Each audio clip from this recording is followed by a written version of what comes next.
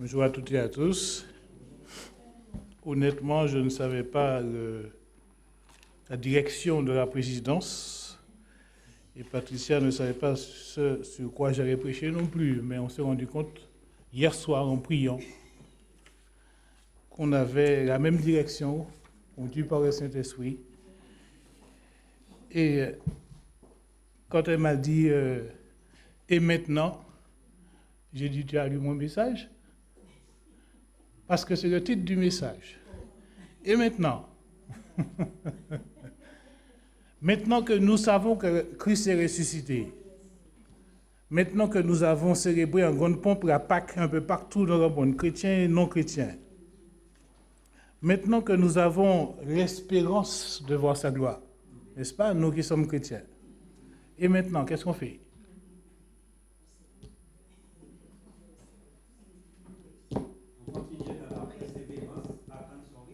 Non, mais s'il fallait entreprendre quelque chose pour Christ d'ici là, qu'est-ce que tu entreprendrais? Qu'est-ce que tu ferais? Annoncer la parole, oui.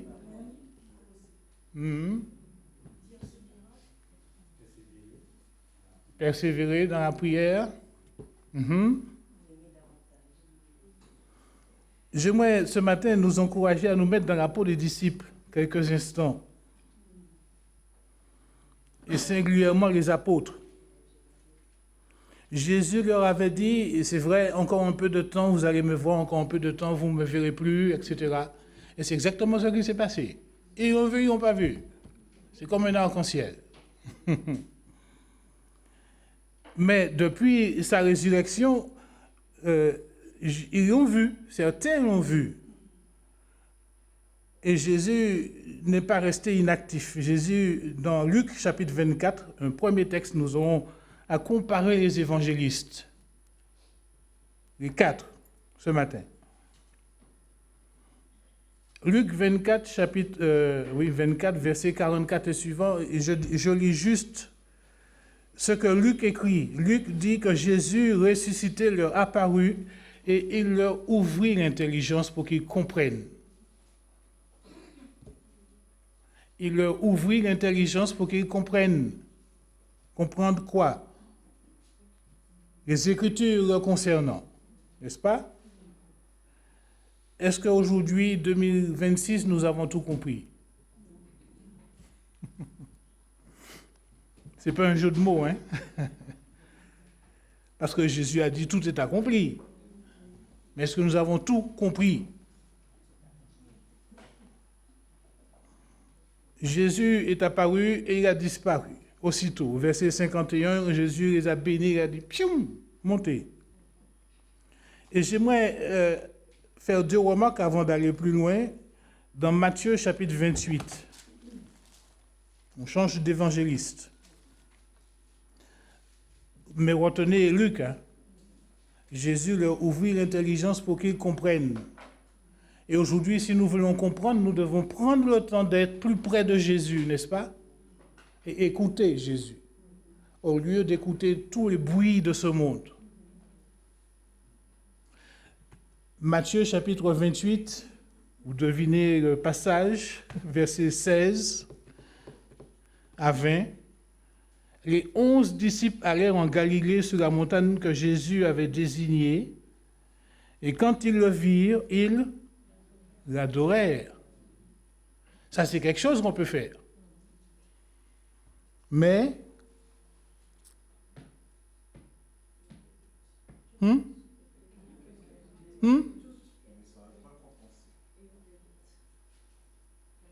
quelques-uns eurent des doutes. N'est-ce pas le cas encore aujourd'hui? Parce que adorer signifie tomber sur sa face, en signe de révérence. Combien ici sont prêts à tomber sur sa face en signe de révérence? S'il fallait vous le demander ce matin, combien de chrétiens se mettent à genoux encore pour prier? C'est pas parce qu'on doute, hein, ou parce qu'on ne doute pas, mais parce qu'on estime qu'on est trop haut pour le faire. On est devant le Maître, devant celui qu'on appelle Maître et Seigneur.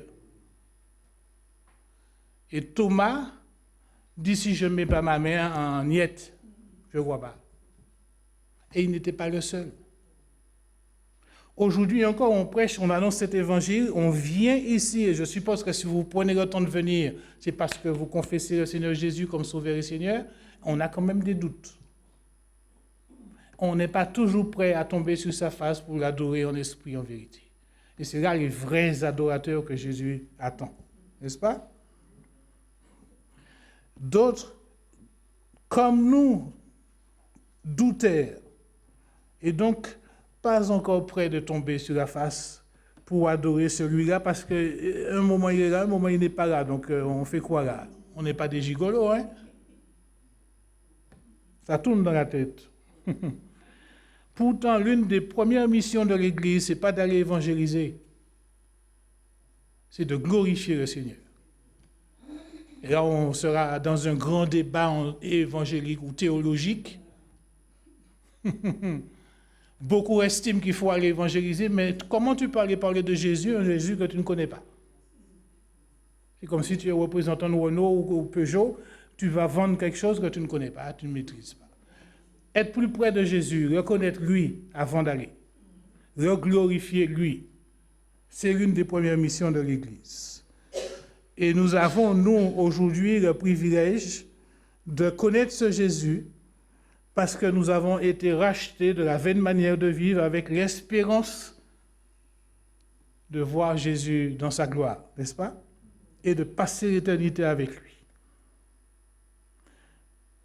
Sommes-nous certains que notre raison d'être ici ce matin, c'est Jésus-Christ? Je ne sais pas qui c'est qu'il a dit dans sa prière. On vient par habitude.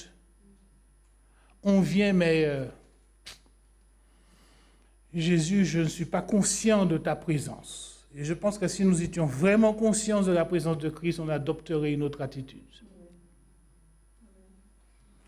La deuxième remarque que je veux faire, c'est que Jésus les rassure. Pourquoi il les rassure? Est-ce qu'ils sont en train de trembler? Puisque certains ont des doutes. Il faut enlever le doute. Jésus les rassure. Il sait que ses disciples, hier comme aujourd'hui en 2026, vivent dans la crainte. La crainte de quoi? De quoi avons-nous peur, bien-aimés, pour ne pas louer et adorer le Seigneur? Question. De quoi avons-nous peur? Est-ce que si j'élève la voix, qu'est-ce que les gens vont dire? Il ne sait pas bien parler français, il ne sait pas prier, il ne sait pas... Donc je me tais. Jésus a un décodeur, il décode tout, toutes les langues.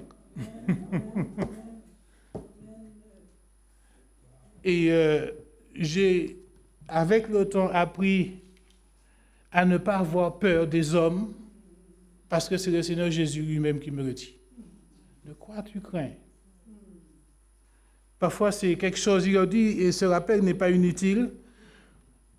Dans Matthieu 28, on va le lire, au verset 18, Jésus s'approcha et leur parla ainsi en disant, « Tout pouvoir ou toute autorité m'a été donné dans le ciel et sur la terre. » Tout pouvoir et toute autorité. Où est Jésus aujourd'hui? Allô? Il est là-haut dans le ciel, il est aussi ici-bas, et il est en moi. Amen? Donc j'ai Christ en moi et j'ai toute autorité et tout pouvoir. Ce n'est pas de la vantardise.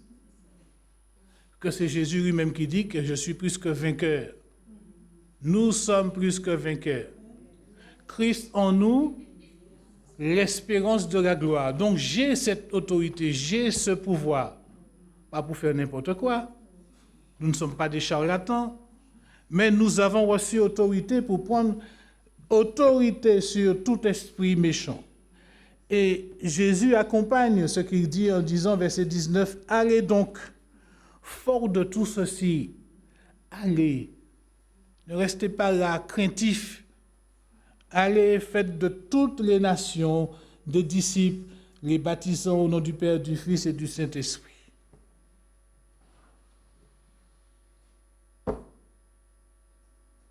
L'œuvre du Fils, c'est aussi l'œuvre du Père. Dieu a envoyé le Fils, Christ nous envoie.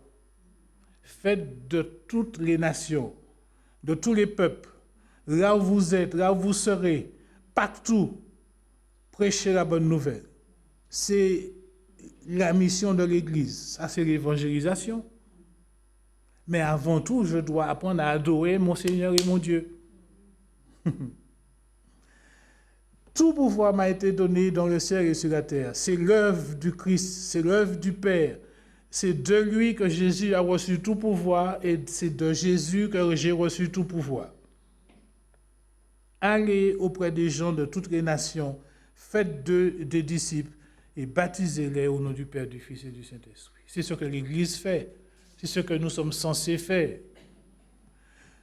Soyons honnêtes. Sommes-nous prêts à aller?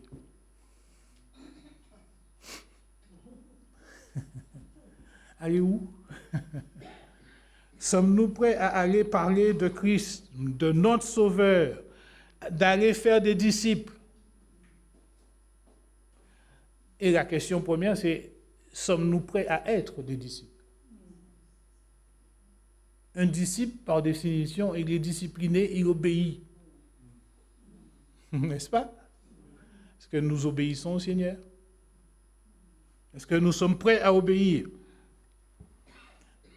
Marc l'évangéliste, nous passons à notre évangéliste, il dit autre chose, chapitre 16. Allons au chapitre 16 de Marc. C'est un passage que vous connaissez également. À partir du verset 15 ou 16.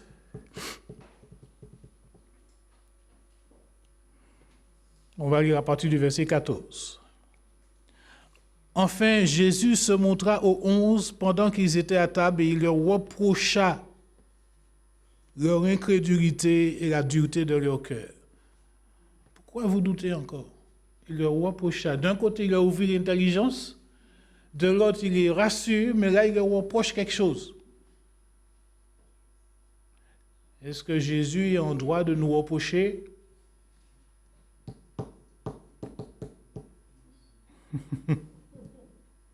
Qui ne répond qu'on sent, hein?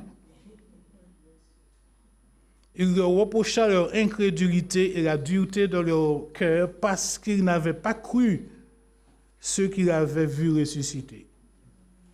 N'est-ce pas? Qui étaient les premiers à avoir vu Jésus ressusciter? C'était des femmes. Je ne crois pas, c'est blabla. Il y a encore des paroles de femmes. Ils n'ont pas cru. Puis il leur dit, allez. C'est le même mot d'ordre. Allez dans le monde entier et prêchez la bonne nouvelle à toute la création. Celui qui croira sera baptisé, il sera sauvé, mais celui qui ne croira pas sera condamné. Et voici les signes qui accompagneront ceux qui auront cru, et vous connaissez les signes, etc. Et là encore, on peut entrer dans des conflits parce que certains théologiens disent que ces passages n'existent pas dans la Bible, etc. Mais néanmoins, on a vu avec l'apôtre Pierre, l'apôtre Paul, l'apôtre Jacques qu'il y a eu des miracles, qu'il y a eu des délivrances. Est-ce que c'est encore possible en 2026? Ou sommes-nous encore dans l'incrédulité? Et Jésus va nous le reprocher. Et ce n'est pas parce qu'il nous dit d'aller qu'il y aura forcément un miracle, mais quel est le plus grand miracle? Ce n'est pas la conversion? Passer de la mort à la vie, passer des ténèbres à la vie, à la lumière? Et c'est Dieu qui fait le reste. Jésus nous invite à être efficaces. Plus que jamais, la moisson est grande, mais il y a peu d'ouvriers. Remarquez, l'évangéliste Marc, au verset 20 dit que les disciples, après avoir reçu le mot d'ordre, s'en allèrent prêcher partout. Ils y allèrent tout de suite. Il y a un problème là. Ils partirent tout de suite, là où pourtant ils avaient des doutes. Et qu'ils craignaient. Ils craignaient quoi? Mais pourtant ils partirent. Je me souviens quand j'étais aux études avant, on était partis en groupe pour aller prêcher l'évangile. Et puis, chaque fois, on s'arrêtait, on voyait quelqu'un arriver, on priait et on se disait, il faut attraper celui-là, attraper celle-là. Et puis, il y a un groupe qui est arrivé et puis a témoigné, on s'est mis à prier. Et puis, quand on a ouvert les yeux, le groupe n'était plus là. Il faut être efficace. Dieu n'a jamais dit qu'il faut fermer les yeux quand on prie. Bref, c'était... Mais sommes-nous prêts à être des disciples et à aller faire des disciples? Ou bien nous préférons rester là dans l'incrédulité, dans la crainte? Aujourd'hui, qu'est-ce qui nous intéresse? C'est de savoir ce qui se passe à travers le monde. Vous ouvrez votre chaîne de télévision et qu'est-ce que vous voyez? Iran, Irak, Téhéran, Israël, les États-Unis. On s'attend à ce qu'il y ait quelque chose qui explose. Non? Et on regarde aussi si l'essence baisse. Parce qu'on a quand même besoin d'aller passer des vacances. D'autres mouvements religieux perçoivent déjà la bataille d'Armageddon. Ça va exploser. Et donc, il faut se rapprocher de de Dieu. Il est vrai, la Bible nous avait avertis, hein? Vous entendrez parler de guerre, de bruit de guerre, etc., etc. Mais qu'est-ce qui est notre priorité aujourd'hui? La fin du monde ou le retour du Christ? Allô? Rassurez-moi, hein? Moi, je suis en train d'attendre le retour du Christ. Et il est prévu pour demain. Ah, ça peut être aujourd'hui. Mais s'il pouvait venir depuis hier, je serais content. Mais nous regardons les actualités, on dit, ah, un tel est méchant, un tel est ceci, et la bombe va péter un jour. Oui, ça va péter. Est-ce que je serai là pour le voir? D'autres peut-être vont espérer se marier avant. La situation est agitée, elle est critique. Mais c'est bien parce que nous avons les médias. Mais les guerres ont toujours existé. Il n'y avait pas Paris Match. Hein. Le poids des photos, choc des... tout ce que vous voulez là. Le poids des mots et choc des photos. Aujourd'hui, nous avons les médias et nous pouvons zapper et puis dire oui, mais aller sur tous les réseaux et puis finalement on finit par ne plus vouloir entendre les actualités. Parce qu'à longueur de journée, c'est ça. Il y a ceux qui vivent dans la crainte et il y a les autres. Ma question est, sommes-nous en attente d'un bouleversement cosmique ou du retour de l'époux qui vient chercher l'épouse? L'épouse, c'est moi, c'est nous. Et je dois être trouvé prêt. N'est-ce pas? Alors, quelle que soit notre attente, qu'est-ce que je fais d'ici là avec ce mot d'ordre « aller » et proclamer la bonne nouvelle du salut en Jésus-Christ? Vous serez mes témoins, dit Jésus. Non sans avoir précisé qu'il y a beaucoup de place dans la maison de mon Père. Donc, ne craignez pas, allez, semez, prêchez. Celui qui croira sera sauvé. Celui qui ne croira pas, il sera condamné ou bien il est déjà condamné parce qu'il n'a pas cru. Ça, c'est terrible. Hein? D'où l'importance pour nous aujourd'hui de prendre conscience qu'il y a danger. L'apôtre Paul va plus loin. Je vais revenir à un évangéliste que j'ai laissé de côté. L'apôtre Paul va plus loin et il dit un texte très dérangeant, acte des Romains, pardon. Romains chapitre 10, vous connaissez ce texte? À partir du verset 14, Romains 10, 14, sur la nécessité de prêcher. Romains 10, 14, comment donc invoqueront-ils celui en qui ils n'ont pas cru? Comment croiront-ils en celui dont ils n'ont pas entendu parler? Comment entendront-ils parler de lui 100 prédicateurs. Et comment y aura-t-il des prédicateurs s'ils ne sont pas envoyés? 4 comment? Comment faire? Comment aller? Comment dire? Comment réceptionner? Comment envoyer? Comment faire dans ces temps où les gens sont perdus et un sondage récent aux États-Unis a révélé que le nombre d'évangéliques a diminué, passé de 67% à 47% pour laisser la place à des bouddhistes ou à des musulmans. Ça devrait nous déranger. En France, combien nous sommes? Aux Antilles où l'évangélisation basse sont pleins, combien de chrétiens il y en a? Parce qu'il ne suffit pas de semer. Il faut entourer, enseigner ceux qui sont là. Paul dit, comment y aura-t-il des gens qui vont croire s'il n'y a personne d'envoyé, personne qui prêche, personne qui écoute? Apparemment, tous n'ont pas reçu ce mot d'ordre chez les disciples. Parce que Jésus, tu parles, mais tu n'es pas là. Et ma question est, c'est quand la dernière fois je parlais de Jésus à un collègue de travail, à un ami, à un voisin, même à un parent de la famille. Et Dieu seul sait que les difficultés dans les familles, dans les communautés, dans les sociétés ne font que s'accroître. Les gens sont perdus, ils sont désorientés et de plus en plus, quand on les regarde du bout, là, il n'est pas tout seul là. De plus en plus, on rencontre des gens qui parlent tout seuls, à haute voix. On dit, oh là, il a... Pourquoi? Et qu'est-ce que je fais? Jésus rappelle, tout pouvoir m'a été donné et il nous envoie. Aujourd'hui, certaines religions n'hésitent pas à mettre en avant leurs prophètes. Et nous qui prétendons avoir la vérité, nous nous taisons. C'est dérangeant, c'est triste. Pourquoi? Parce que nous sommes prisonniers de nous-mêmes, prisonniers de raisonnement, prisonniers de la peur.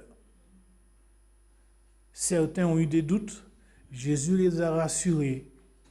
Et Jésus leur a dit, tout pouvoir m'a été donné, toute autorité m'a été donnée, je vous transmets la mission. Donc, il ne nous envoie pas, il nous accompagne. Puisque je suis avec vous, comme l'a rappelé quelqu'un ce matin, tous les jours jusqu'à la fin des temps. Donc, il nous accompagne. L'évangéliste Marc dit que les disciples allaient tout de suite annoncer la bonne nouvelle. Jean, pour parler de Jean, au chapitre 21, je n'ai pas donné le passage, mais c'est juste un verset. Les disciples sont là. Jean présente des évangélistes, des disciples dépités. Je n'ai pas dit députés, dépités, découragés. Ils sont là à se tourner les pouces, qu'est-ce qu'on fait? Il fait chaud, il fait beau. Qu'est-ce qu'on fait là? N'oubliez pas que ces disciples étaient pour la plupart des marins pêcheurs. Et Pierre est en train de ressasser son reniement, peut-être avec remords, peut-être avec un peu de culpabilité. Il a dit, ah, si seulement, j'avais déjà commencé à tailler les oreilles, si seulement Jésus m'avait laissé faire, on ne serait pas là. Mais il m'en a empêché. Voilà pourquoi j'ai peut-être dit, je ne connais pas cet homme, je ne le reconnais pas. Et vous ne l'avez pas lu, mais je l'ai entendu. Pierre finit par dire au verset 3 du chapitre 21. Connaissez ce type antillais ou africain là? Il dit, type, allons pécher. Non, pardon. Il dit, je vais pécher. Et tous disent, nous allons avec toi. Pierre, c'est un leader. Pierre estime qu'il perd du temps à attendre quoi? Il a dit qu'il va revenir. Il va revenir quand? On est là à faire croire. Il n'a pas entendu le message, aller prêcher la bonne nouvelle. Et quand vous lisez la suite du passage, puisque Jésus leur avait dit, vous serez pécheurs d'hommes. C'est Jean qui écrit l'évangile et il dit, ils ont péché toute la nuit et ils n'ont nada. On ne se moque pas de Dieu. Des fois, Dieu nous envoie et dit, mais Seigneur, j'ai déjà semé, j'ai déjà mis, j'ai déjà prié, j'ai déjà jeûné pour un tel. Il ne veut rien entendre. Jésus se présente de nouveau à eux et leur ouvre l'intelligence selon Luc. Contrairement à nous, les disciples n'avaient pas encore reçu l'effusion du Saint-Esprit, même si Jésus leur avait soufflé un peu dessus, avait donné la paix, soit avec vous, etc. Mais nous, aujourd'hui, à notre conversion, nous avons reçu le Saint-Esprit, n'est-ce pas? Nous n'avons pas d'excuses. La confrontation avec Pierre va aussi montrer à Pierre à quel point Pierre est pour nous un miroir. Quand nous regardons Pierre, nous nous voyons. Non? En principe. Hein? Pierre aimait Jésus, n'est-ce pas? Ah, il aimait. C'était pas un lâche. Hein? Le seul homme à marcher sur les eaux, c'était Pierre. Hein? Le seul homme à avoir tiré son épée, dégainé, coupé le oreille, c'était Pierre. Il aimait Jésus. Mais là, il ne comprend plus. Aujourd'hui, nous sommes là, nous aimons Jésus ou pas? Hein? Ah, il y a très peu, hein? C'est comme ça? Alors, si nous aimons Jésus, pourquoi nous sommes là? À nous poser des questions, à nous interroger. La croix est dressée, Jésus est vivant.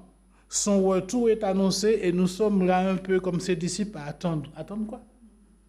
Il dit, allez, faites de toutes les nations des disciples. Il y a beaucoup de place dans la maison de mon Père. Autrement, je ne vous l'aurais pas dit. Allez. Nous connaissons tous ce verset, si le Christ vous a franchi, vous serez. Sommes-nous réellement libres, bien-aimés? Il n'y a plus personne. Sommes-nous réellement libres? Nous sommes prisonniers du qu'en dira-t-on, prisonniers de nous-mêmes.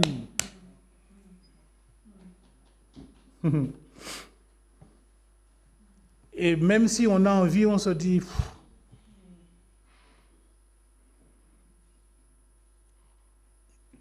j'ai déjà donné. Vous avez déjà entendu cette expression? J'ai déjà donné, je reste pour les autres. Et que personne ne me condamne. Mais Dieu t'invite, Dieu m'invite, Dieu nous invite. Ce n'est pas quand nous voulons, ce n'est pas comme nous le voulons, mais quand Dieu t'envoie, c'est lève-toi et vas-y. C'est facile à dire, Raymond, hein? Mais nous sommes tous coupables dans ce domaine. L'Église, je me demande, est-elle prête vraiment pour le retour du Seigneur?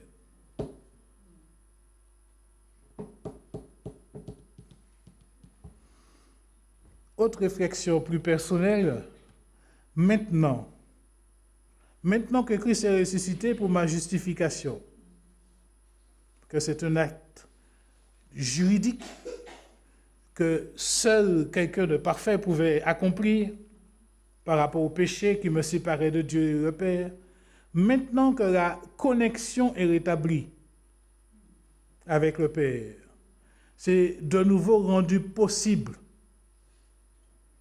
La connexion est rétablie, réparée grâce au sang versé de Christ. Maintenant que j'ai compris tout cela, qu'est-ce que je fais de ma vie? Je suis assis là au temple depuis des années à entendre les prédications. Qu'est-ce que je fais? Est-ce que j'ai déjà payé ma place? Pardon, il n'y a pas de place à payer. Est-ce que j'ai déjà réservé ma place auprès du Seigneur?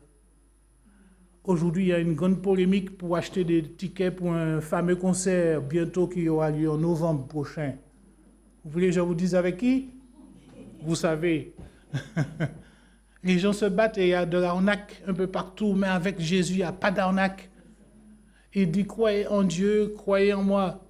Il y a beaucoup de place dans la maison de mon Père. Ma question est, as-tu déjà réservé ta place? Maintenant que tu sais tout ça, maintenant que tu sais en grande pompe la résurrection du Christ, maintenant tu t'attends peut-être à ce que Christ revienne. Et il reviendra. Est-ce que ta place est réservée? Sinon, tu as le temps. Jésus peut encore venir t'ouvrir l'intelligence et te rassurer. Je peux encore te donner l'assurance de ton salut. Parce qu'il arrive qu'on doute. Mais Dieu est là pour nous rassurer. Luc 24, 45 à 47 est très clair. Jésus leur ouvrit l'intelligence pour comprendre les Écritures. Et les disciples, à première vue, n'avaient pas tout compris. Moi, je pose la question, est-ce que nous avons tout compris? Tout est compris dans l'acte expiatoire de Jésus à la croix. Tout est compris. Mais c'est à moi de tout comprendre, de tout saisir pour aller avec lui avec foi. N'est-ce pas? Le livre des Proverbes commence ainsi. Acquiert la sagesse et l'instruction pour comprendre l'intelligence. Jésus leur ouvrit l'intelligence. Acquiert la sagesse et l'instruction. Et c'est à travers la parole de Dieu pour comprendre, pour saisir l'intelligence. Et la crainte de l'Éternel, c'est le commencement de la sagesse, de la connaissance, de la science ou de l'intelligence. La crainte de l'Éternel. Quand il me dit va, si j'ai la crainte de l'Éternel, j'y vais. Si je lui dis, t'es qui toi?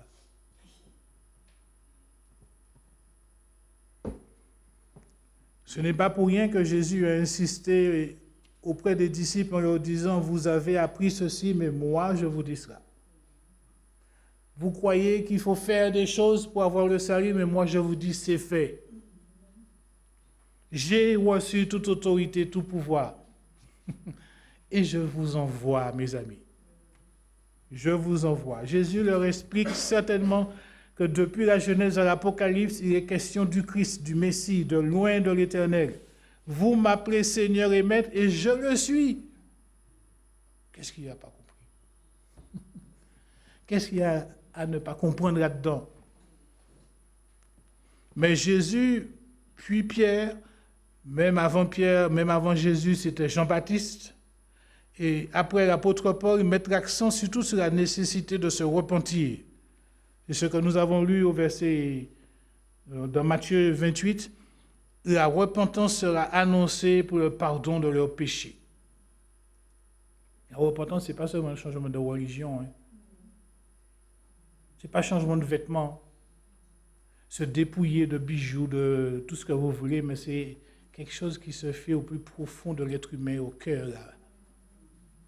Le QG, quartier général de ma personnalité, là où je défends tout, je dis c'est moi et moi. Je suis fier de ce que je suis moi. T'es rien sans Christ. Sans Christ, tu n'es rien.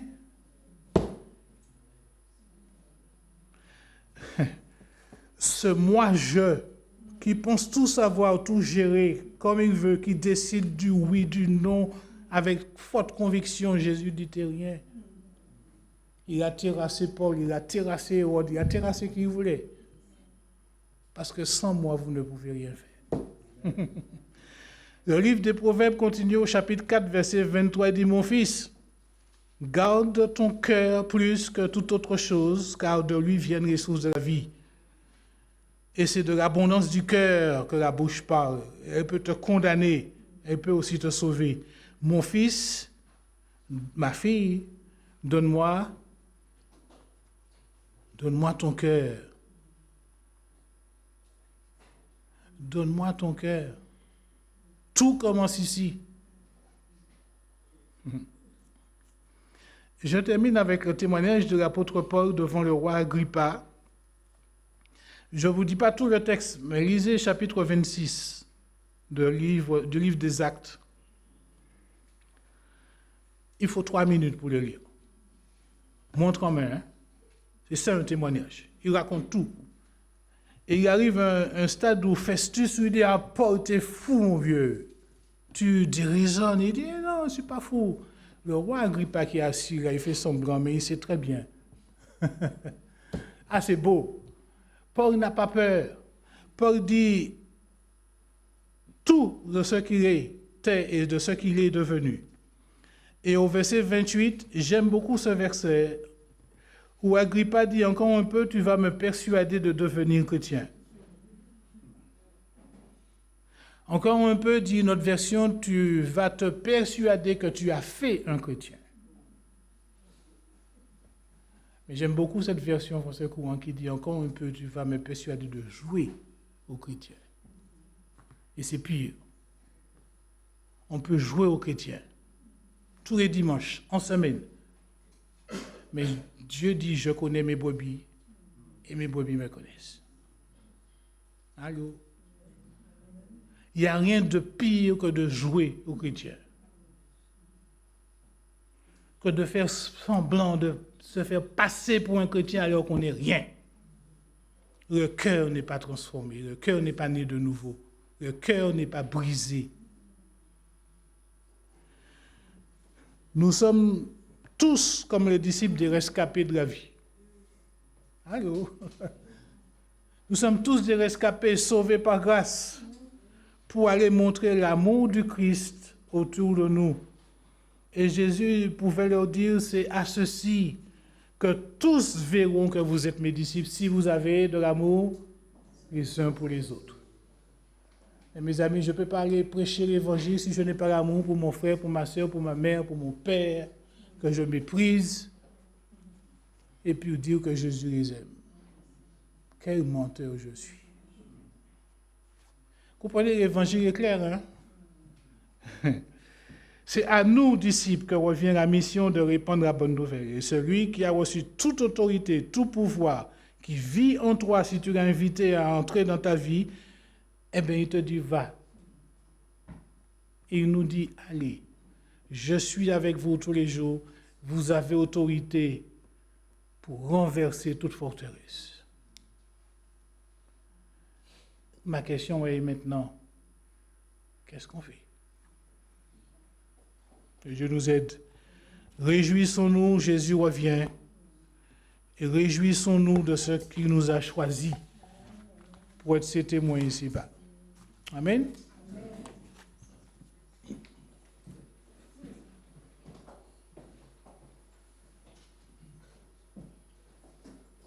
Recording stopped.